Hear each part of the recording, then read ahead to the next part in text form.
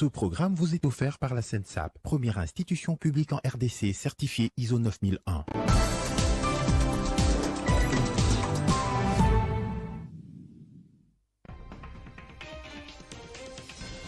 Procès Rossi Mukendi, la commissaire supérieure Karine Lokesso et ses co-accusés écopent de 10 ans de prison pour violation des consignes et de la perpétuité pour meurtre. Sécurité en Ituri, 7 miliciens de la milice Codeco, dont un chef spirituel et cofondateur de ce mouvement, sont tombés dans le filet des FARDC. Ils ont été présentés ce lundi devant le comité provincial de sécurité. Autre titre, le Premier ministre Samalou Condé a ouvert ce lundi le 3e forum pour le développement organisé par l'Agence de développement de l'Union africaine en collaboration avec plusieurs partenaires. C'est l'heure de vous informer. Bienvenue à tous sur Télé 50. Parlons d'abord justice. La Cour militaire de Kinshasa, Matete, a rendu ce lundi son verdict dans l'affaire Rossi Mukendi, activiste de droits humains. La commissaire supérieure Karine Lokesso et ses co-accusés écopent de 10 ans de prison pour violation des consignes et de la perpétuité pour meurtre. Lokesso est également destitué de ses fonctions au sein de la police. Je l'annonçais au sommaire, sécurité en Ituri, 7 miliciens de la milice Codeco, dont un chef spirituel et cofondateur de ce mouvement, sont tombés dans les filets des FARDC. Ils ont été présentés ce lundi devant le comité provincial de sécurité. Regardez. Habillé en noir, pieds nus, le féticheur et cofondateur de la milice Codeco est désormais entre les mains des forces armées. Lichokalo Isaka, alias Savant, a été arrêté avec 6 autres miliciens Codeco. C'est ma joie aujourd'hui d'être entre les mains du gouvernement, car en brousse, il n'y a plus la vie. Étant cofondateur de Codeco, je veux que cette guerre finisse et je dois m'associer au gouvernement pour sensibiliser d'autres miliciens à quitter la brousse. Cette arrestation fait suite à une opération musclée menée par les soldats loyalistes à Ouada, l'un des grands bastions de cette milice localisée dans le secteur de Walendu-Piti en territoire d'Indjougou. Kalou, alias Savant, très affaibli, appelle ses frères, encore à brousse, à cesser les violences et se rendre à l'armée. Porte-parole Bassa, vice-porte-parole Ngadja. Porte-parole Bassa, vice-porte-parole Ngadja, tous les commandants et pasteurs Codeco, je suis Kalou, je suis entre les mains du gouvernement. Vous écoutez ma voix, remettez vos armes au gouvernement, nous devons faire la paix.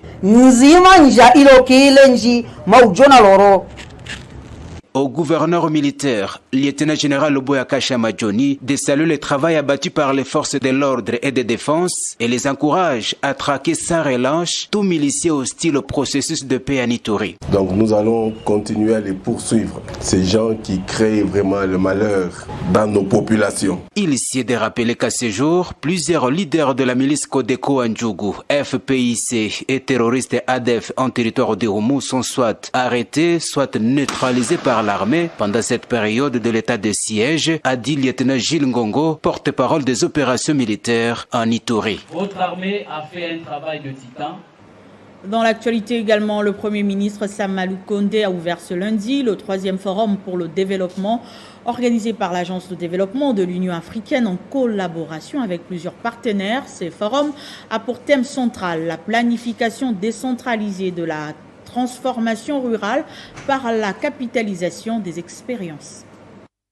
Le forum connaît la participation des ministres sectoriels de quelques pays membres, des experts, des acteurs de la société civile, des partenaires techniques et financiers au développement, ainsi que des autorités locales. Il a pour objectif d'identifier les pratiques évolutives en matière de planification de la transformation rurale, de partager les leçons apprises sur la coopération sud-sud, les approches multisectorielles et intersectorielles de la transformation rurale et approuver le document intitulé « Stratégie opérationnelle de mise en œuvre du plan directeur du développement rural en Afrique ». Dans son discours d'ouverture, le Premier ministre Jean-Michel Samalou Condé a commencé par saluer le leadership du président de la République qui a fait inscrire la question du développement rural au centre de l'action gouvernementale. Pour le Premier ministre, le secteur du développement rural en République démocratique du Congo est considéré comme étant un secteur porteur de croissance et du développement en général. Raison pour laquelle il a sollicité l'accompagnement de tous les partenaires, surtout en cette période de crise sanitaire due à la Covid-19. Par ailleurs, le chef du gouvernement congolais a souhaité voir cette 3e édition du FDRA déboucher sur des pertinentes résolutions. À travers l'organisation de ce 3e forum, j'encourage toutes les parties prenantes à examiner comment les politiques des investissements et des partenariats devraient être articulés autour de l'objectif fondamental afin d'assurer un programme intégré de développement rural sur le continent.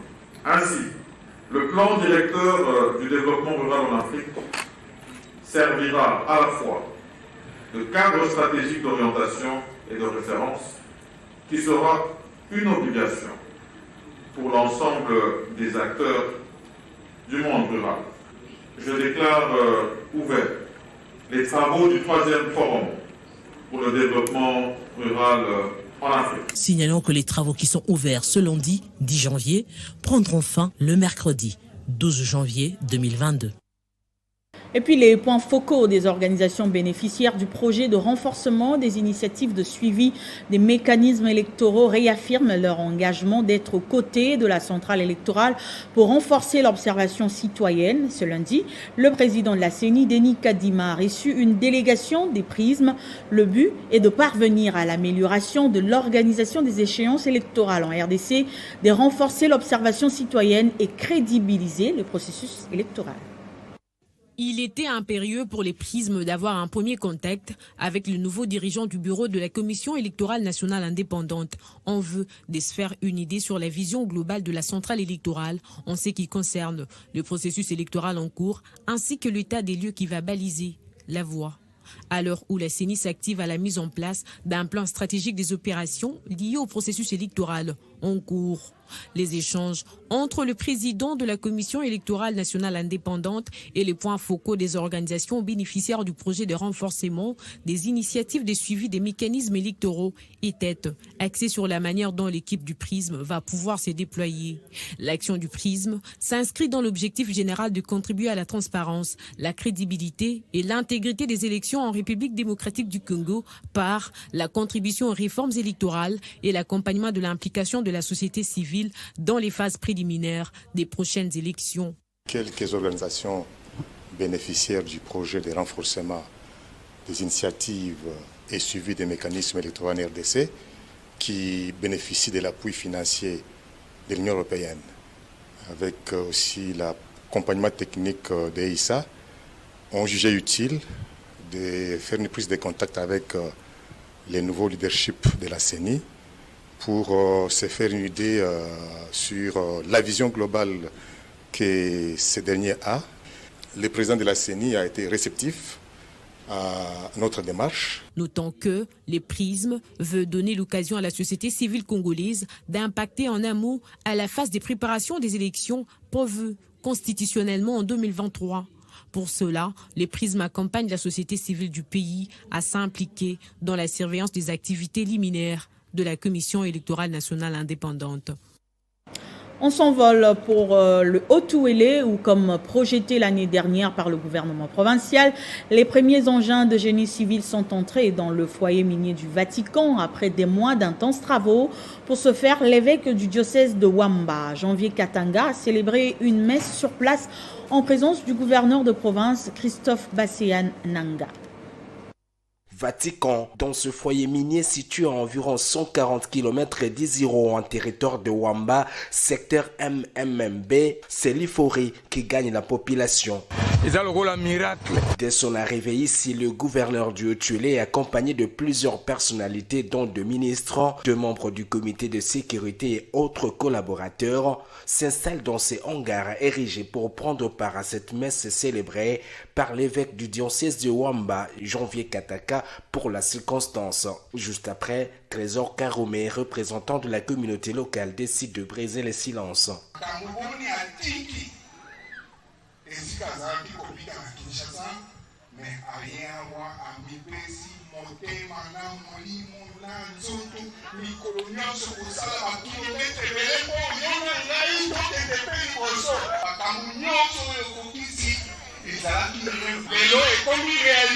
Une gratitude qui ne laisse pas indifférente l'autorité provinciale.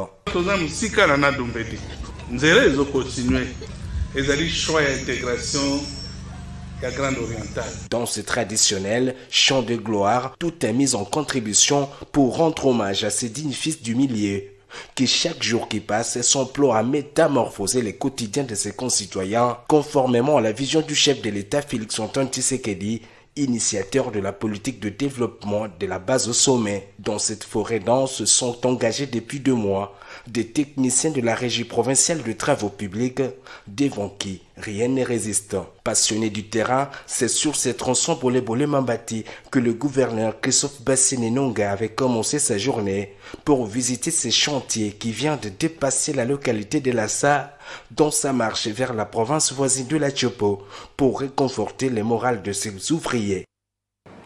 Écho des partis politiques après une réunion extraordinaire de la conférence des présidents du regroupement politique AFDC allié, élargi aux députés et sénateurs, son organe de décision réitère son soutien à Félix Tshisekedi comme son candidat à la présidentielle de 2023.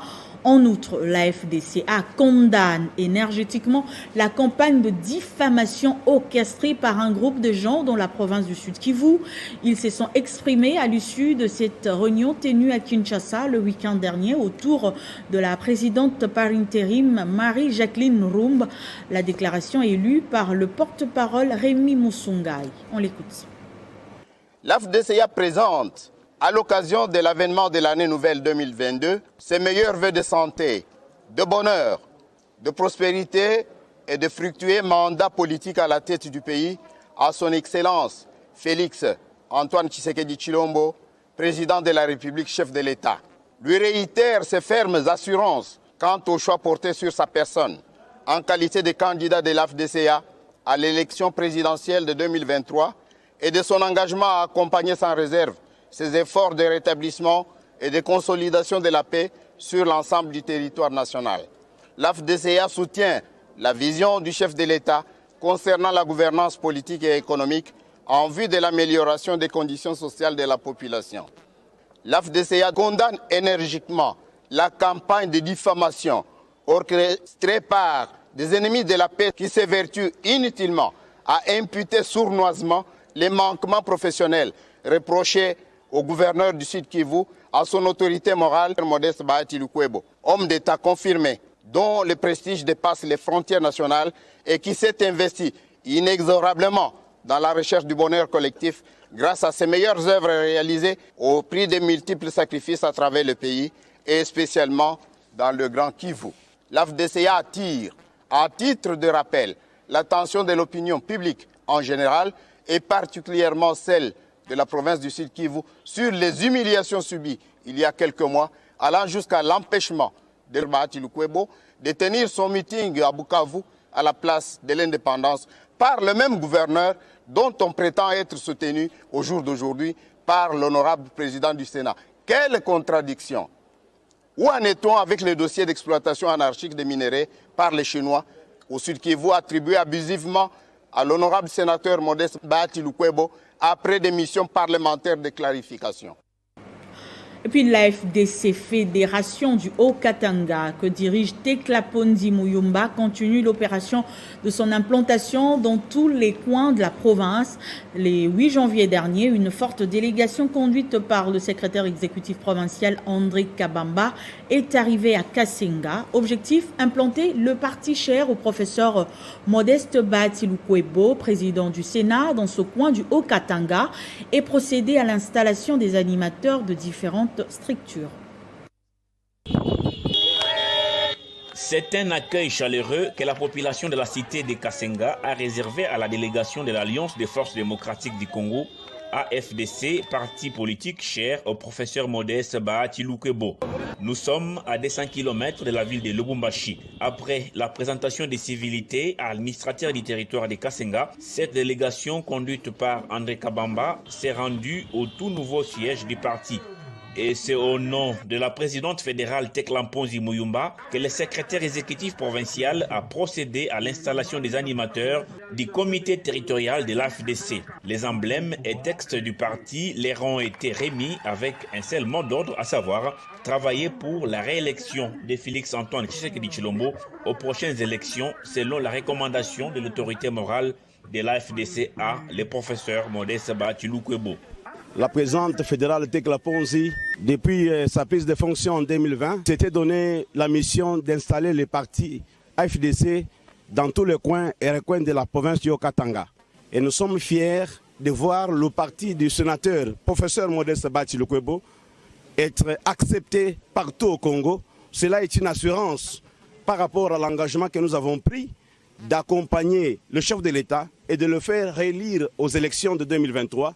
Et c'est une preuve suffisante pour dire que Félix Tshisekedi Tshilombo sera réélu parce que l'AFDC est installé partout et accepté de l'accompagner pour la matérialisation de la vision au bien-être de la population congolaise. André Kabamba a remis au président territorial de l'AFDC une moto neuve, dont de leur camarade Joseph Nsambi à la Fédération du Haut-Katanga pour continuer le travail d'implantation du parti à l'intérieur du territoire. L'inauguration de ce nouveau siège a bouclé cette cérémonie. Toujours à l'AFDC, la Fédération du Moamba a lancé la CEFED, Commission électorale fédérale dépendante, en vue de préparer les prochaines élections. Profitant de l'occasion, cette fédération a condamné les attaques ciblées contre le président de ce parti politique, le professeur Bahati Lukwebo. Tout a commencé par une marche de soutien au président de la République, Félix Tshisekedi, unique candidat aux élections de 2023 de l'Alliance des forces démocratiques du Congo et à leur autorité morale, Modeste Bahati Lukwebo. Les cadres de la Fédération de Moamba ont parcouru quelques artères de ces districts avec l'objectif de mettre en garde tous les politiciens qui travaillent dans le but de ternir l'image du professeur Modeste Bahati Lukwebo dans la province du Sud Kivu et dans les restes du pays. Le point de chute de cette marche était les sièges de la Fédération de l'AFDC Moamba, où le président fédéral, Guy Richard Malongo, dit TGV, a procédé au lancement officiel de la Commission électorale fédérale dépendante, CEFED en sigle, en vue de rafler plus de sièges possibles dans cette circonscription électorale en 2023. Pour Guy Richard Malongo, dit TGV, l'AFDC en général et la Fédération de Moamba en particulier passent à la vitesse supérieure pour non seulement faire élire à nouveau le président Félix-Antoine Tshisekedi à la tête du pays, mais aussi de lui donner une majorité écrasante aux assemblées nationales et provinciales. Nous ne mettons pas la charrue devant le bœuf dans la mesure où la commission électorale, d'ailleurs depuis hier, et vient d'afficher complet. Donc le cap est déjà lancé vers 2023 qui est une année électorale. Dans la foulée, le président fédéral de l'AFDC Moamba a dans un ton ferme condamné les attaques injustifiées en la personne de Bahati Lukwebo par les énergumènes. Bahati c'est un patrimoine national. Ce bakonde botorbo tout les est postulé na Moamba. Bahati peut être élu partout, il va postuler. Que Bahati n'est pas candidat du Sud Kivu. Bahati n'est pas sénateur du Sud Kivu. La fédération de Moamba, dit TGV, a vraiment une longueur d'avance et un modèle à suivre d'après plusieurs de ses cadres. D'un parti à un autre, le train de la redynamisation effective de l'action des bâtisseurs pour la démocratie et le développement sur l'étendue du territoire national poursuit son bonhomme de chemin. Après la ville de Kolwezi, le président national, honorable Cédric Chizainga, a été accueilli à Likasi par les cadres et militants de la Fédération du Lualaba. Comme à Kolwezi, le président national de cette formation politique a déclaré l'année 2022 comme étant une année des actions concrètes en faveur de la population congolaise. Pour cette année 2022, Cédric Chizainga veut rester de plus en plus près de sa base en attendant les échéances électorales. Mercredi 5 janvier, Cédric Chizainga a été chaleureusement accueilli à Kolwezi dans la province du Lualaba par les militants de l'action des bâtisseurs pour la démocratie et le développement, occasion pour lui d'expliquer les grandes lignes à suivre durant l'année en cours. Vous savez que l'ABD, c'est un parti qui a son fief à Kolwezi, c'est là que l'ABD a commencé avec des activités. Alors en début de cette année, qui est une année de beaucoup d'actions au niveau du parti, il était que logique pour nous autres de venir ici. Alors d'abord de venir commémorer le nouvel an avec la fédération qui venait d'être installée et aussi de donner des orientations pour les activités qui seront bientôt lancées dans la province et pourquoi pas sur l'étendue du pays. Après Kolwezi, Cédric Chizainga va rallier Likasi dans la soirée de vendredi 7 janvier où tous les états généraux de l'ABD étaient mobilisés pour l'accueillir. Après un bref entretien au bureau de la sous-fédération, Cédric Chizainga, président de l'ABD, le partisan qui ont bravé chaleur et froid pour l'accueillir.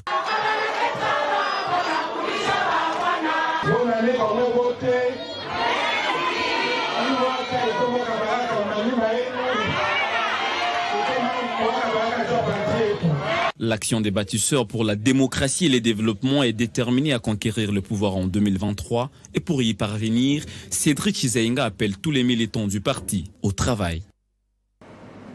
Et pour finir, en sa qualité de fils du terroir, de la descendance de la lignée du roi Makoko, que le conseiller principal à la primature, Jean-Si Massoua, s'est rendu au siège du groupement Mbou, au plateau de Bateke, pour remettre des vivres et non-vivres et aussi prendre soin des cas des malades retenus pour non-paiement des frais d'hospitalisation. Nous sommes au grand jour marquant les débuts du nouvel an au siège du groupement Bou, au plateau de Bateke, dans la commune urbano-rurale de Maluku. Chefs coutumiers, notables et leaders d'opinion Bou viennent de bénéficier des présents constitués des riz, les surgelés, boissons diverses de la part de Jean-Si Mankamoutiene. Naya natombela bino mobu molamu mbulo tobandi tozala lisanga tozala bomoko po tukende liboso. Premier ministre Sama Lukonde abosani bino te azui moko na katabana na bino po azala collaborateur na ye seke abosani bino te. La joie pouvait se lire sur le visage des chefs traditionnels Teke qui n'ont pas manqué de remercier le chef de l'État. Chef de l'État, tozali na ye makasi, tozali na nchima na ye, tozali kosepela na premier ministre parce que mwana na biso azali pembeni na ye. Biso tozali soutenir ye kinoti suka. Pour le conseiller principal du Premier ministre, il faut aussi penser à ceux qui souffrent et direction le centre de santé Bou. Pour le conseiller principal à la primature, l'objectif est de soulager tant soit peu les peines des malades. Sur place au plateau de Bateke, il procède au paiement des frais médicaux pour une dizaine des patients retenus pour insolvabilité. Satisfait et marqué par ce geste de cœur du conseiller principal de Samalou Kondé, la population réagit. En tout cas, na sepeli makasi nzamba pambola e ndinga futeli biso mbongo a continuer na musala na e tozana esengo mingi. Pour ce digne fils Teke, la promesse va au personnel médical pour s'investir une fois de plus à la dotation des équipements, lits et matelas qui sont en manque criant. Ce journal est terminé. Place au rappel de titre. Procès Rossi Mukendi, la commissaire supérieure Karine Lokesso et ses co-accusés écopent de 10 ans de prison pour violation des consignes et de la perpétuité pour meurtre. Sécurité en Ituri, 7 miliciens de la milice Codeco, dont un chef spirituel et cofondateur de ce mouvement, sont tombés dans les filets des FARDC. Ils ont été présentés ce lundi devant le comité provincial de sécurité. Et puis le Premier ministre Samalou Kondé a ouvert ce lundi le 3e forum pour le développement organisé par l'Agence de développement de l'Union africaine en collaboration avec plusieurs partenaires. Merci de nous avoir suivis. L'actualité en reste en continu sur télé50.cd.